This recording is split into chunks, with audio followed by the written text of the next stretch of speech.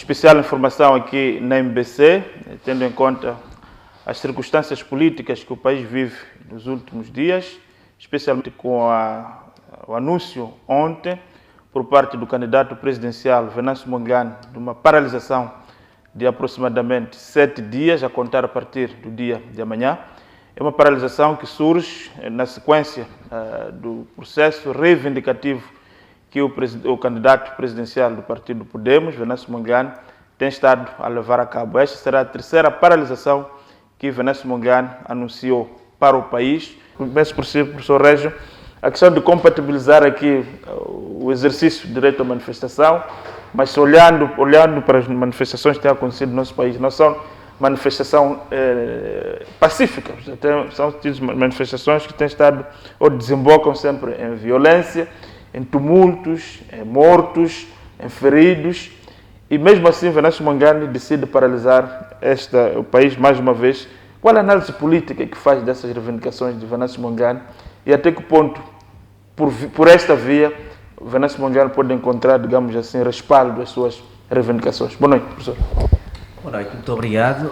Muito obrigado também o Dr. Boada. É sempre um grande prazer poder participar, portanto, o mesmo painel. Eu queria talvez fazer duas achegas iniciais. A primeira, eu queria recordar que há um princípio geral que se aplica a todos os Estados que se definem como democráticos ou que pelo menos têm como substrato a construção de uma sociedade aberta, nos termos em que Karl Raimund Popper nos propõe no seu livro A Sociedade Aberta e os Seus Inimigos, e também, sobretudo, a construção do Estado de Direito, que é uma invenção, sobretudo, da modernidade política, que constitui-se, sobretudo, no século XIX. Obviamente que a manifestação ela é um esteio fundamental de qualquer que seja a sociedade que aceita que a liberdade dos indivíduos de reivindicar ou de contestar uma situação que consideram como injusta, ou pelo menos quando diz é subtraído um determinado direito, essas pessoas podem, de facto, em sede daquilo que diz é protegido pela Constituição, mas também até pelos caráter geral da fundamentação, da criação de um Estado que se projeta como um Estado de liberdades. Para o caso de Moçambique, é óbvio que nós temos uma Constituição que dá árvore, portanto, à questão da manifestação como um direito fundamental, mas é preciso entender que por detrás da manifestação existem, de facto, regras fundamentais. A primeira é que qualquer que seja a manifestação não pode, em nenhuma circunstância, prejudicar os direitos dos terceiros. Isto quer dizer que qualquer que seja a manifestação que prejudicar o interesse de terceiro, obviamente que esta manifestação desemboca para um outro ato que é contrário, inclusivamente, à própria Constituição, o que nós temos constatado em alguma das manifestações, no caso de Moçambique, é que existe algum tipo de vandalismo, algum tipo de, digamos, de violação dos direitos de propriedade privada e, muitas vezes, inclusivamente, prejudicando a imagem e a dinâmica, portanto, e a própria ideia do que se pretende com a manifestação, que é de reivindicar algum dos direitos ou talvez até contestar uma situação que se compreende como legítima. A segunda parte, é preciso também entender que estas manifestações devem ser integradas num processo muito amplo de uma percepção profundamente perversa ou negativa que alguns grupos sociais têm sobre a forma como o Estado tem respondido à parte dos seus problemas. Sabemos que, historicamente, qualquer que seja o protesto ou a manifestação, e isto foi longamente estudado pela sociologia dos movimentos sociais, pela ciência política da contestação e dos protestos, há sempre uma matriz, que é uma contestação em relação ao Estado que é considerado como negativo para alguns dos substratos de qualquer que seja a população. Nós podemos interpretar esta manifestação como digamos, a revolta contra aquilo que alguns dos moçambicanos entendem como sendo contrário às expectativas que eles têm em relação ao sistema político em que se encontra. Resumindo, se nós tivéssemos que fazer um exercício de interpretação ou um exercício de hermenêutica sociológica sobre este fenómeno, nós diríamos que a manifestação é um tubo de escape que é encontrado para reivindicar ou impor que o Estado responda ou resolva algum dos grandes problemas que são cruciais no contexto de Moçambique, como, por exemplo, a questão do desemprego, a questão da precariedade social, a questão da perda de algum tipo de estima e até, digamos, em muitos casos, da ausência de futuro para alguns moçambicanos que têm esse entendimento, mas o que tem que ficar vincado é que nenhuma manifestação violenta ela resolve qualquer que seja o problema. As manifestações violentas, depois que são instrumentalizadas por determinados indivíduos que infiltram, portanto, as manifestações, obviamente que prejudica toda a imagem positiva que teria, por exemplo, uma manifestação que podia ser considerada como pacífica. Eu volto assim também, boa noite. É empresário, tem uma ligação muito direta com o setor produtivo, principalmente o setor industrial. Estou a falar, por exemplo, dos meus parques, o Parque de Beleluane, por exemplo. Qual é a avaliação que faz? Nós tivemos a primeira paralisação, que durou um dia, mas tivemos a segunda, que foram 2 dias. Agora estamos a ser convocados para uma terceira paralisação. Esta com uma duração de 7 dias. Qual é o impacto que isto pode ter para a economia do país? Muito obrigado, boa noite, Dr. Régio, obrigado à MBC pelo convite que me foi formulado para partilhar um pouco sobre este tema tão candente e que afeta a todos os moçambicanos. E por afetar a todos os moçambicanos é preciso começar por dizer que, como setor empresarial, como setor econômico, naturalmente os efeitos negativos desta manifestação ou desta crise generalizada será nefasta. Será nefasta na medida em que nós não estamos só a observar aquilo que chamamos de manifestações pacíficas. Estamos a observar manifestações com tendência a vandalismo. E até porque não se podia esperar um outro fenómeno se não fosse vandalismo, porque, primeiro, a liderança dessas manifestações não se encontra no terreno, porque esta questão também da ordem, da liderança, conduzir, guiar todos os manifestantes é muito importante e não é o que vai acontecer neste caso. Daí que o setor empresarial está a ser bastante fustigado. Se for a perceber, um dos grandes problemas até que pode estar por detrás de tanta juventude sem emprego é o fato de que o nosso tecido industrial é bastante frágil, o que significa que nós, em termos de contribuição no produto interno bruto, estamos à volta de 10%, ou seja, a indústria está a contribuir muito pouco, porque a maior parte daquilo que são os bens que nós utilizamos em Moçambique são importados de algum lado. Agora, com este tipo de manifestações vamos piorar ainda mais, porque o que vai acontecer, as paralisações vão forçar com que as empresas possam reduzir a produção e ao reduzir a produção significa que terão que dispensar no final do dia a sua massa laboral, reduzir ou simplesmente até fechar as empresas. Por várias razões, nós vamos ter aqui esses 7 dias conforme foram anunciados, esperamos que não seja assim, vamos ter uma paralisação generalizada, desde aquilo que nós chamamos de cadeia de fornecimento de matérias-primas e de outros consumíveis que, sobretudo, a indústria precisa para produzir.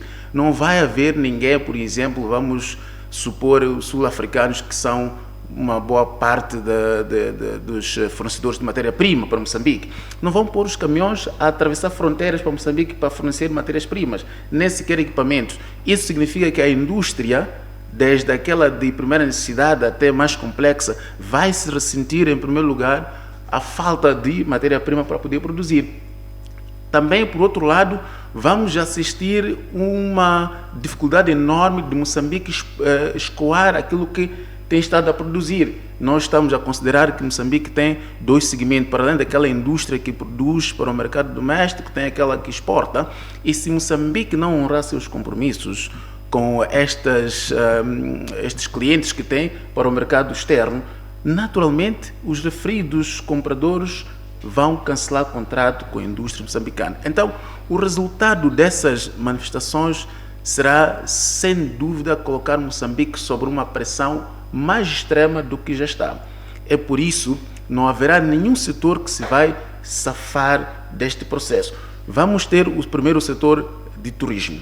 Já estávamos a acompanhar com alguns colegas que já tinham várias reservas. Estamos a aproximar a época de verão, que é considerada época alta no setor de restauração e turismo. Professor Reis, eu também queria colocar uma questão aqui. Fez uma intervenção na qual dizia que, bom, as manifestações, não há dúvidas que são um direito fundamental. Acho que isso é inquestionável. Todo cidadão querendo, e dentro daquilo que é o quadro legal, pode manifestar-se. A minha questão é, nós estamos em sede aqui de manifestações que são convocadas via redes sociais. Deixe-me chamar a atenção que a primeira responsabilidade das elites numa determinada sociedade é de, sobretudo, ter a responsabilidade de poderem criar uma condição para que a sociedade esteja em paz, com a tranquilidade necessária, e que qualquer que seja a contestação tem que ser feita sempre respeitando aquilo que é o quadro legal, normativo e aquilo que são os bons princípios da convivência social. Dito isto, deixe-me dizer que há um conceito que foi formulado em 1984 por um grande cientista político americano, cujo nome é Charles Tilly, que ele fala do repertório da ação coletiva. Muitas vezes o repertório da ação coletiva também cria o que a gente chama de free riders, quer dizer, é um conjunto de indivíduos que, mesmo não tendo identificado com precisão os elementos objetivos para a sua contestação ou para participar numa manifestação particular, visam, no fundo, procurar outros elementos que são exteriores ao objeto da manifestação. E nós temos constatado que, no contexto de Moçambique, para além da legitimidade, portanto, daquilo que é a atuação dos diferentes grupos sociais para reivindicarem os seus direitos, mas também há quem instrumentaliza de forma estruturada e muitas vezes com interesses que são alheios a essas pessoas para poder, às vezes, inclusivamente, atingir objetivos que são muitas vezes inconfessos. É óbvio que, no contexto de Moçambique, nós temos um quadro legal, que é o quadro que decorre, como bem sabe, daquilo que é a nossa legislação, portanto, eleitoral, que regula todo o processo eleitoral, e esse processo e essa legislação eleitoral, ela visa garantir duas coisas essenciais. A primeira é garantir aquilo que é a certeza procedimental, quer dizer, o cumprimento rigoroso de dispositivos que, na verdade, visam garantir aquilo que nós chamamos da estabilidade do processo eleitoral. Quer dizer, todo e qualquer candidato ou partido ou coligação deve, periodicamente, respeitar integralmente aquilo que a lei manda. Segundo, no contexto de Moçambique, em sede do contencioso eleitoral, obviamente que os candidatos, sejam partidos ou candidatos individuais, podem recorrer ao Conselho Constitucional, que materialmente funciona como um tribunal materialmente como um tribunal eleitoral. Isto significa que, enquanto não se promulgaram os resultados, obviamente que é da responsabilidade ética e da responsabilidade política dos atores políticos que intervêm no processo eleitoral respeitar estritamente as fases. Neste caso, nós tivemos a divulgação dos resultados pela Comissão Nacional de Eleições.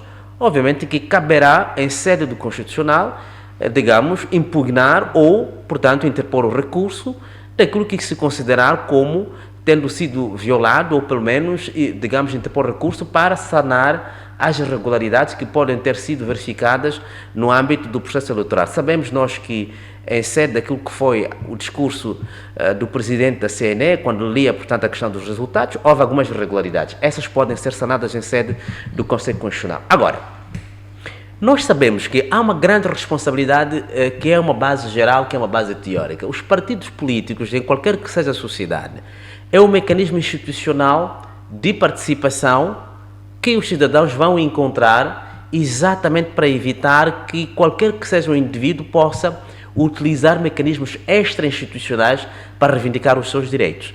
E nessa perspectiva, as lideranças dos burocratas dos partidos têm a responsabilidade, é óbvio, de garantir que os cidadãos possam, de facto, respeitar a legalidade. Julgo eu, e em bom rigor, respeitando o espírito e a letra da lei, que o candidato, obviamente, que reivindica os resultados antes mesmo da proclamação ou ainda da consagração pelo Conselho Constitucional, no fundo viola inclusivamente aquilo, digamos, que manda a própria lei, que só se pode, em caso em que se entender, digamos, interpor recurso depois de se entender que houve irregularidades insanáveis, portanto tem que ser dessa mesma instituição. E deixe-me dizer uma coisa muito simples. Quando se trata de análise de processos eleitorais, nós sabemos que neste momento nenhum indivíduo em Moçambique está em condições objetivas de dizer com rigor necessário, de facto, qual é a extensão e a profundidade das irregularidades nesse processo eleitoral. Sabe-se que houve irregularidades, mas qual é a extensão? Qual é o seu impacto? É isto que o Conselho Constitucional vai avaliar. Deixe-me recordar uma coisa. No século XIX, em França, em sede da criação daquilo que se chamou mais tarde direito eleitoral, havia um princípio geral. O juiz só pode, em sede daquilo que são as suas competências, julgar improcedente ou mandar recontar os votos e ou, portanto, anular todo o processo eleitoral quando os elementos apresentados como fraude ou ainda apresentados como profundamente irregulares prejudicarem a extensão, a substância de um determinado resultado eleitoral. E é nesse âmbito que é necessário convocar a todos os indivíduos que têm interesse nesse processo eleitoral a esperarem que o Conselho Constitucional possa, de facto, se pronunciar e desse pronunciamento, obviamente, que o juízo do Conselho Constitucional poderá, obviamente que é irrecorrível a decisão do Constitucional, mas quero acreditar o nosso Conselho Constitucional poderá ter a decência e a competência necessária para ser justa e garantir, portanto, que o espírito daquilo que foi a votação possa ser respeitado. Eu terminaria apenas fazendo referência a uma coisa que disse o Dr. Boane, que é o facto de que todo o processo de manifestação, mesmo que seja legítimo, mas quando prejudica os interesses ou os direitos de terceiros, no fundo, essa manifestação ou essa contestação, na verdade, resvala na criação do caos e cujos impactos recairão sobre todos nós. Deixe-me recordar uma coisa. A economia moçambicana, ela é uma economia altamente informal. Há muitos moçambicanos que, se 7 dias se confirmarem de manifestações, revoltas, aliás, há um aspecto que nós esquecemos aqui, o Dr. Boane vai falar com profundidade sobre isso, que é a questão do facto de se ter dito que é preciso não pagar impostos ao Estado. Não pagar impostos ao Estado, já, portanto, aquilo que é a estrutura fiscal do Estado moçambicano, que é, portanto, a base de mobilização do imposto em Moçambique é profundamente fraca, está aquém do que se poderia esperar, e isso cria outros impactos perversos, por exemplo, como a incapacidade do Estado de investir nos serviços sociais, investir na educação, investir, por exemplo, na construção de infraestrutura, etc, etc. Portanto, estamos a dizer que essa situação toda pode condicionar o desenvolvimento de Moçambique. É um apelo à desobediência geral. O princípio e o conceito que poderia ser aplicável, de facto, é a desobediência civil. Nós não estamos a inventar absolutamente nada. Este conceito existe em sede do direito constitucional, existe, portanto, na teoria política e, portanto, este conceito tem as suas características e alguns dos elementos fundamentais desta convocação à manifestação geral, de facto, pode ser classificado como um chamado à desobediência civil. Mas deixa-me dizer uma coisa como uma chega. Não há dúvida que há aspectos centrais que são precisos resolver em Moçambique. Por exemplo, o desemprego profundo na juventude é um problema colossal em Moçambique. As desigualdades sociais também são um problema em Moçambique. O nível, a construção do Estado baseado na meritocracia é uma reivindicação dos moçambicanos.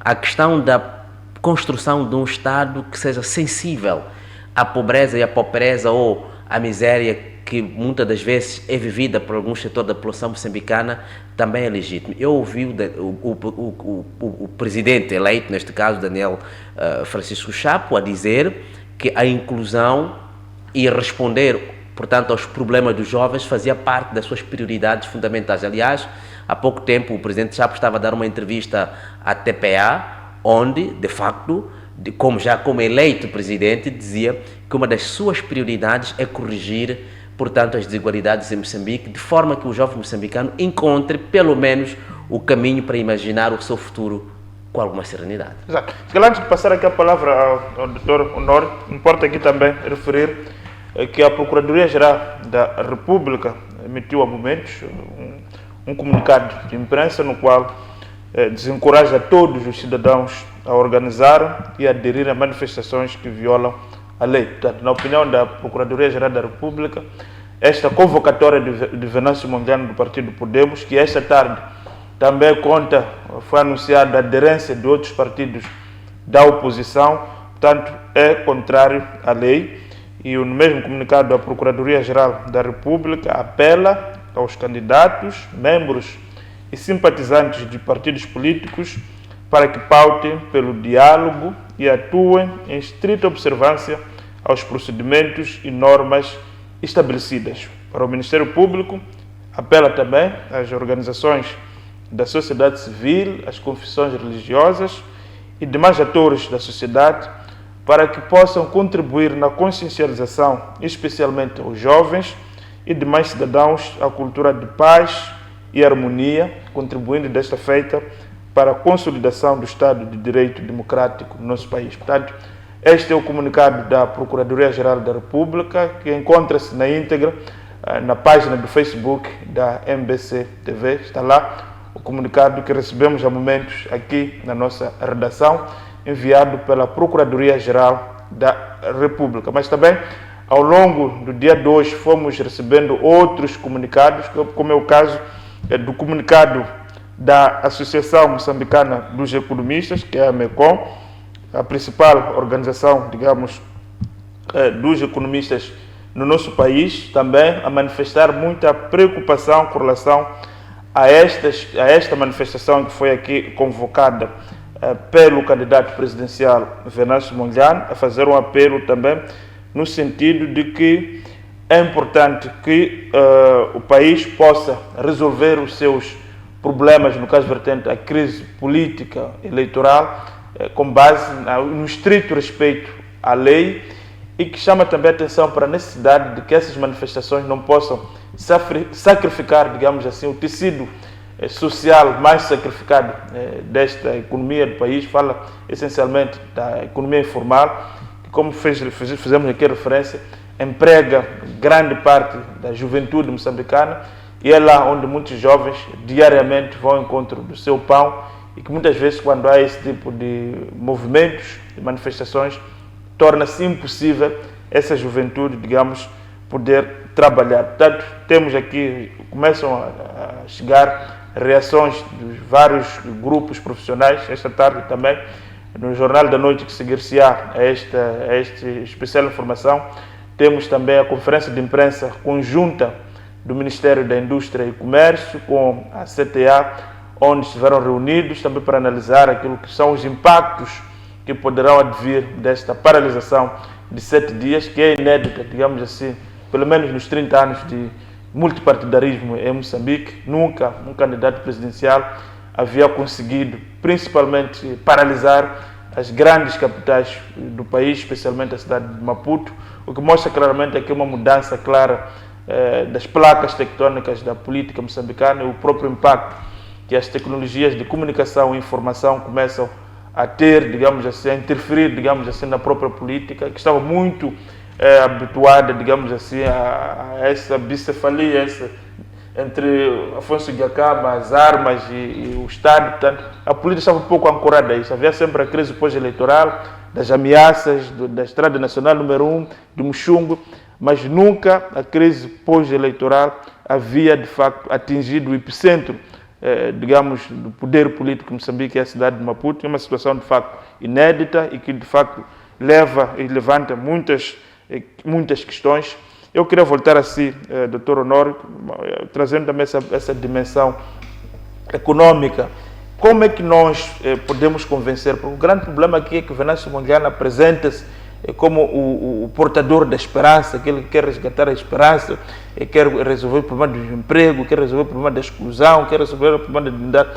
Como é que nós explicamos a um jovem desempregado, a um jovem que de facto não tem esperança, que por via de manifestações, por via da violência, não tem como alcançar aquilo que de facto deseja ou almeja, que é um bom emprego, constituir família, ter uma viatura, as coisas que qualquer jovem num país normal deve ter. Como é que nós convencemos esse jovem para não trilhar por esse caminho da violência, numa situação que, de facto, conforme dizia aqui o professor Régio, há, de facto, necessidade de se resolverem questões muito fundamentais da vida dos jovens? Como é que nós fazemos isso? É uma pergunta extremamente difícil. Compreendo e coloco-me no lugar desses referidos jovens que não têm o mínimo, e daí torna-se totalmente difícil ter que convencê-lo a não aderir a este tipo de iniciativas violentas. Mas eu penso que o mundo é tão aberto e nós temos países que começaram com manifestações desta natureza. A juventude, sobretudo, e a população em geral deixou-se influenciar, destruíram aquilo que era o tecido social, econômico daquele referido país, e depois, de facto, temos que considerar que existem inimigos invisíveis. Não podemos esquecer que Moçambique acaba de entrar naquela liga que nós chamamos OPEP, que são os países produtores e exportadores de petróleo, não é? Entre várias outras ligas que atraem a atenção de todo mundo para Moçambique. E há vários interesses ocultos que nós não conhecemos e não podemos aqui neste fórum descrever. Com isso, eu quero dizer que quando nós, moçambicanos, entre nós, começamos a ter essas convulsões, estamos a abrir espaço para que os referidos inimigos invisíveis possam se infiltrar. E ao infiltrar-se, vamos terminar, por exemplo, como a Líbia. A Líbia autodestruiu-se. Hoje a Líbia está acabada. Aquela população que de alguma forma tinha a paz, tinha o mínimo daquilo que se requer para uma população viver dignamente, hoje lamenta, mas é tarde demais. Vimos também no Iraque, entre vários outros países. Então, eu penso que para explicar aquele jovem como se referiu, que está numa situação de carência, uma situação difícil, até porque pode não ter esperança de vida, é preciso trazer estes exemplos. Mostrar que não podemos nos perder, não podemos perder a esperança e pensar que vandalizar aquilo que Moçambique construiu nos últimos 50 anos pode ser a solução. Eu costumo dizer que para qualquer país ter um desenvolvimento sustentável existem 4 pilares. Como o Dr. Régio se referia, algumas coisas não estão boas no nosso país. Isto é sobejamente conhecido, até porque os próprios candidatos presidenciais falavam a mesma língua, incluindo o candidato do partido no poder. Dizia o que é que não estava bom e até dizia assim: temos que fazer as coisas de forma diferente para ter resultados diferentes. Ele assim estava a reconhecer que mesmo que fosse o partido dele no poder até a data, mas havia necessidade de imprimir novas dinâmicas. E aí eu digo, de facto, que há 4 elementos essenciais para nós nos unirmos. Um dos elementos é a governança, instituição, civismo e cultura. Veja que a governança que nos caracteriza, que temos estado a ver, é uma governança que não estava muito ligada a esses problemas sociais. E veja que isto é o cúmulo de tantos anos de governação. Este não é um problema de um mandato de 5 anos, não. Este problema que estamos agora a viver resulta desta acumulação de problemas que não foram sendo endereçados. Mas aqui há necessidade de percebermos que uma boa governança tem que ser direcionada para o povo. Tem que ser uma governança onde os próprios líderes servem de exemplos. Nós temos um país onde há um conjunto de pessoas muito reduzido, que são extremamente ricas, e uma maioria, acima de 70% da população, muito pobre. Então, isto mostra que a nossa governança, a sua tendência nos últimos anos, tem sido de privilegiar este grupo de pessoas. Então, essa governança que não é espelhada nos problemas do povo, essa governança que os referidos líderes não se colocam no lugar do cidadão comum, que tem problema de transporte, problema de acesso à educação de qualidade. Nós conhecemos os problemas que as nossas crianças têm no ensino público, ensino, ou seja, o saneamento nos nossos bairros, entre vários outros problemas. E o outro problema que até vem atiçar um bocadinho aquilo que são as tensões que estamos a observar, é aquilo que eu chamava de segundo pilar, que são instituições. Aqui estamos a assistir a um problema de descrédito das instituições. Os moçambicanos perderam aquilo que é a sua crença nas instituições de administração eleitoral. As instituições já não são credíveis. Este é o grande desafio. É por isso mesmo agora, estávamos aqui a dizer que, olha, o Conselho Constitucional ainda não se pronunciou.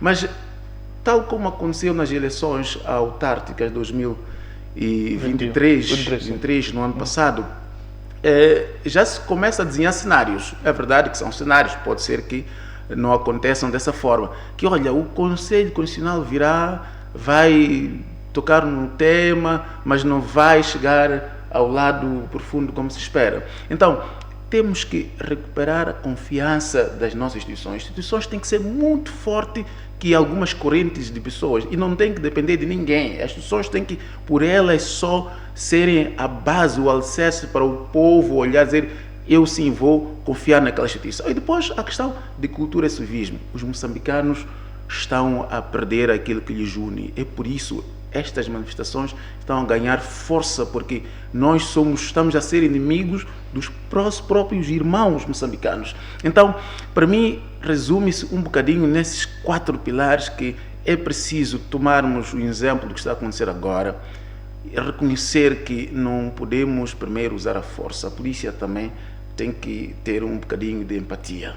A força, a violência gera mais violência. Isto não há dúvida nenhuma, não há mecanismo absolutamente nenhum onde a polícia vai vencer com violência, porque vai criar mais raiva nas pessoas. Então, nós achamos que é necessário que os jovens tomem a mão na consciência e percebam que, embora tenham dificuldades socioeconómicas que caracteriza este grupo de cidadãos moçambicanos, mas que o caminho não é a violência, é sim ter a paciência. E eu penso que a viragem de governação em Moçambique chegou, porque mesmo olhando para o candidato presidencial que já foi eleito, o candidato Daniel Chapo, ele mostra que mesmo o partido no poder já compreendeu esta mensagem.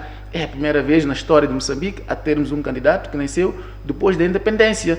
Isto mostra que, de facto, estamos a transitar para uma época que é mais inclusiva, que não é mais aquela de puxarmos os antigos combatentes, governarem-nos, se calhar, e que não aspiram aquilo que nós esperamos como moçambicanos. Qual é a análise que faz dessa? Eu colocava aqui a questão de olharmos, estamos aqui a dizer que de fato a Procuradoria é ilegal manifestar-se nos termos em que se propõe, a questão da violência, o anúncio, o arrolamento das instituições que foram colocadas para se fazer a manifestação é no STAI, é na CNE, é na Casa do Administrador.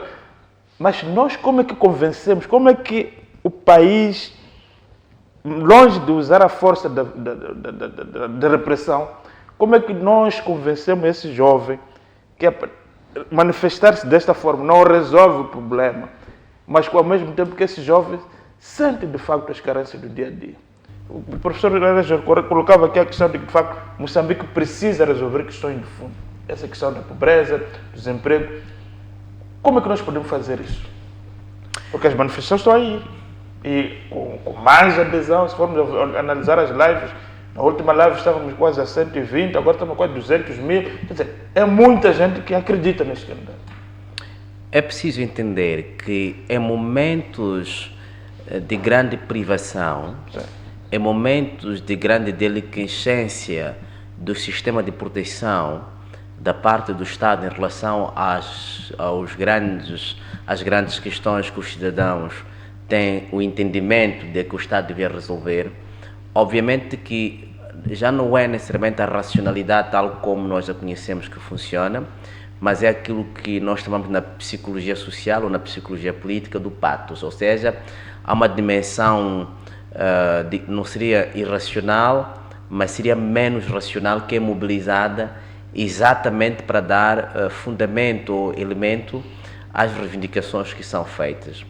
Deixe-me dizer que há 2 teóricos que são fundamentais. Tens o Castle e tens também o Raymond Boudon, que escreveram, um deles escreveu sobre a questão da desqualificação social e o outro escreveu sobre a questão social. Ambos concordam numa tese, em situação em que determinados grupos se sentem desqualificados socialmente, obviamente que quando a questão social também não é levada com a seriedade necessária, há sempre repertórios de ação coletiva que são mobilizados e isto pode se designar como, por exemplo, protestos, movimentos sociais, contestação da ordem pública ou, o que estava a dizer aqui o Dr. Bueno muito bem, que é a questão da deslegitimação das instituições, que não nos esqueçamos, inclusivamente, os 2 prémios Nobel deste ano de Economia, o professor Acemoglu e o professor Robson, que escreveram o livro clássico profundamente importante que é Why Nations Fail, porque é que as nações falham?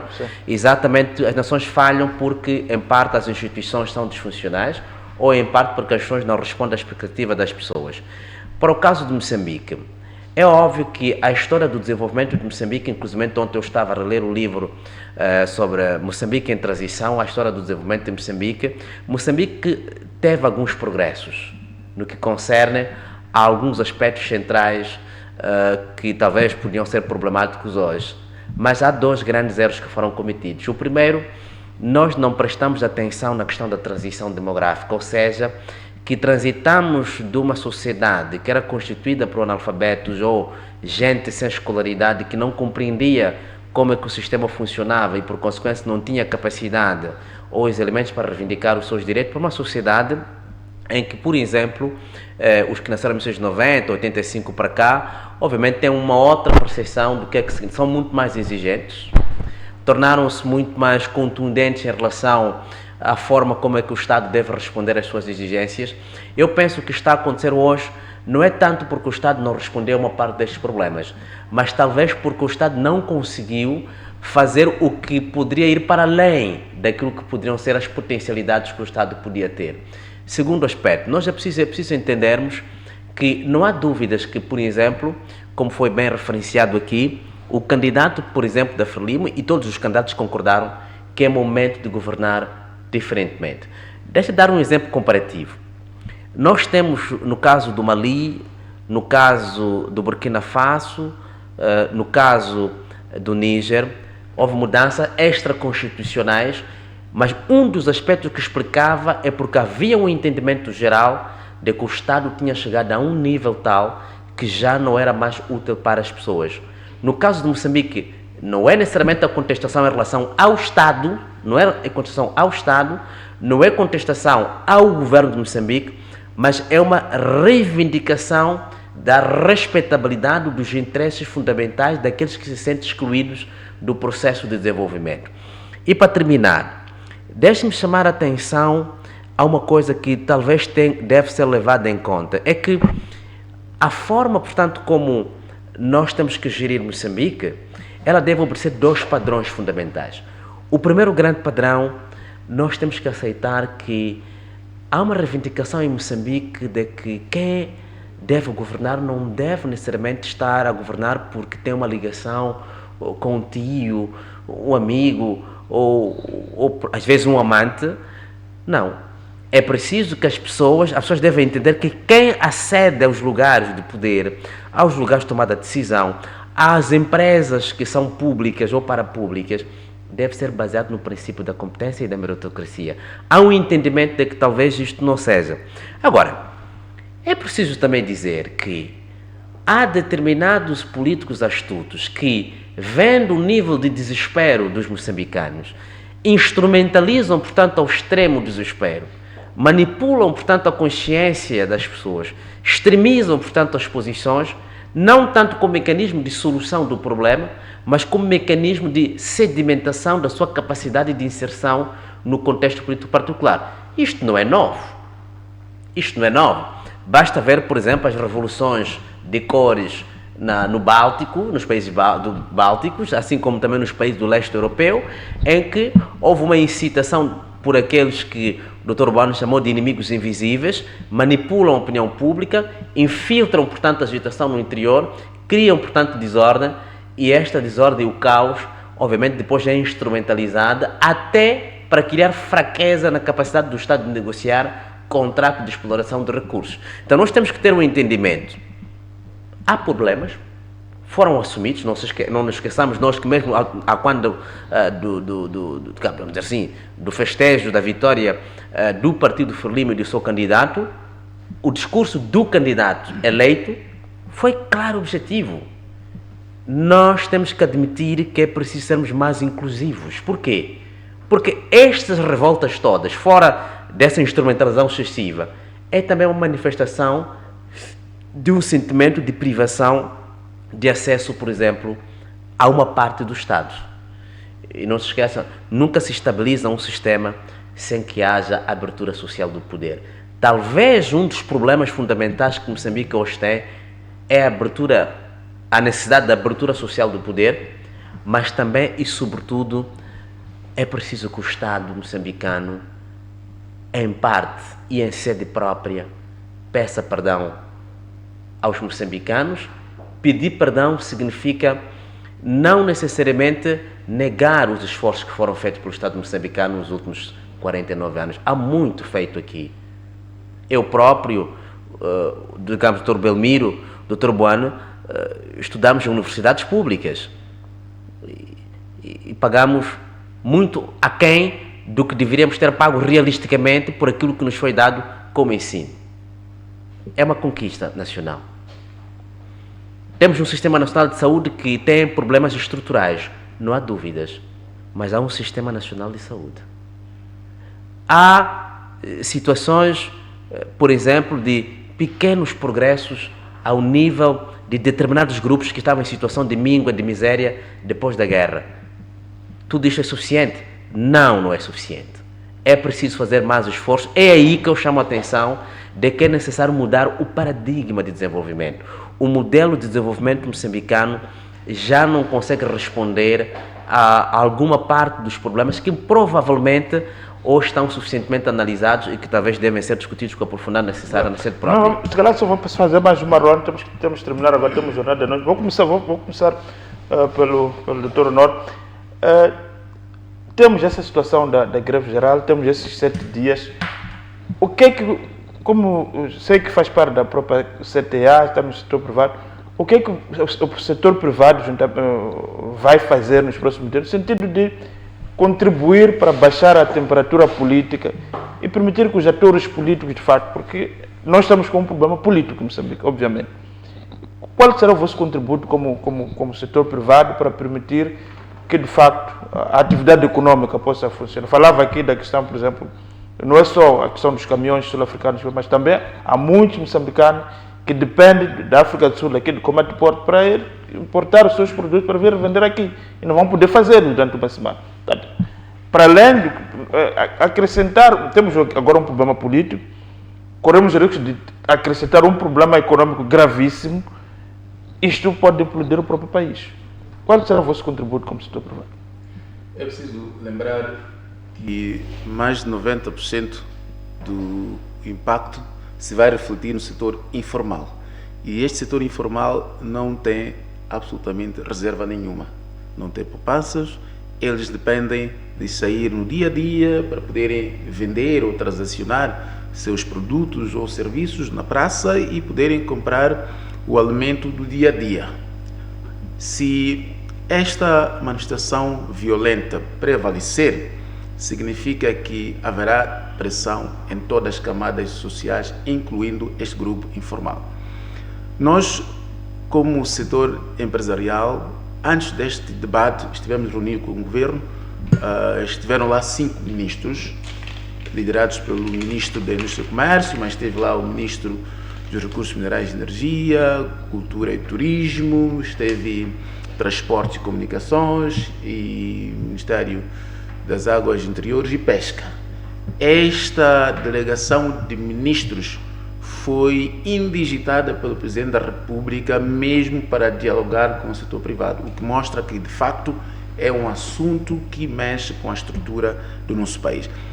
A nossa posição como CTA é de que temos que sim manter as empresas abertas, porque não podemos de forma nenhuma deixar cair o esforço que nós empreendemos ao longo desses anos.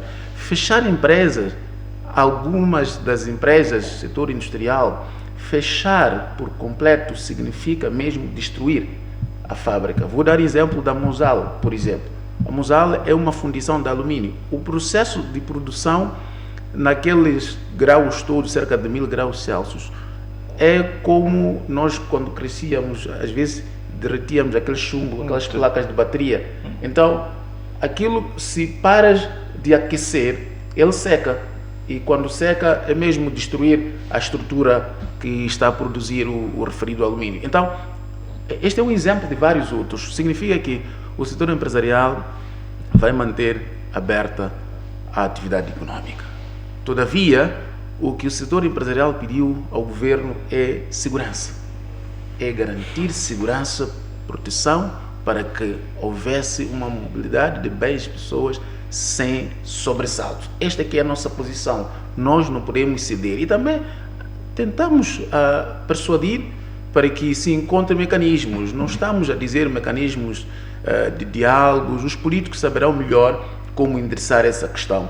Mas é preciso encontrar mecanismo e também chamar ao povo moçambicano, sobretudo, para que não se deixe influenciar. Se for para manifestar, que seja manifestação pacífica, porque se continuar esta tendência, haverá muitas mortes.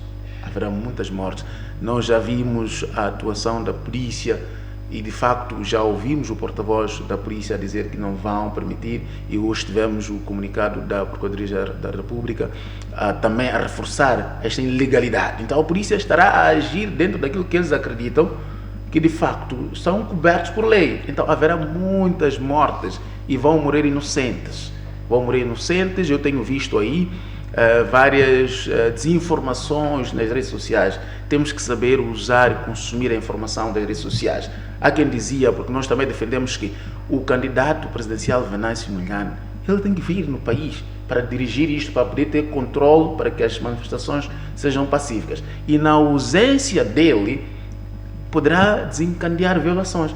E algumas pessoas nas redes sociais diziam, não, mesmo o Eduardo Mondlane comandou a guerra de libertação do país a partir da Tanzânia. Então, esta desinformação é muito perigosa. Então, nós temos que saber ler, temos que pensar fora da caixa, temos que fazer uma análise crítica a toda a informação que se vai circular aí. Porque se no dia 21, no dia 24, 25, morreu aquele teu vizinho, aquele teu amigo ou um conhecido, desconhecido, pode ser a sua vez. Então, vamos evitar fazer essas manifestações violentas, vamos nos manter serenos e dar mais um voto de confiança ao Conselho Constitucional. Agora, depois do Conselho Constitucional se pronunciar, talvez podemos pensar em outras formas, mas nesta fase é extremamente prematura. Porque é que o partido que suporta o candidato Venâncio Mondlane foi submeter as editais no Conselho Constitucional se não acredita naquela instituição?